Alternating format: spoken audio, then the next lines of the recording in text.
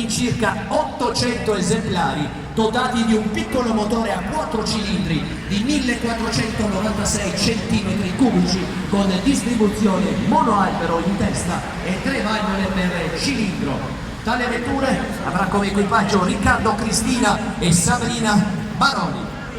Lucia Fanti. Parlando sempre dei grandi protagonisti, è venuto a trovarci ieri all'apertura ufficiale a Porto Piccolo anche il grande Miki Biasion, pluricampione mondiale di rally con la mitica Lancia Delta Integrale. E poi qui alla della prima prova, oggi sabato 15 ottobre 2016, vi ricordo, si svolge la prima tappa del percorso di gara con partenza proprio qui da Piazza dell'Unità alle ore 10:30, direzione Coglio Goriziano con passaggio a Porto Piccolo nella baia di Sistiana a partire dalle ore degli anni 60, 70.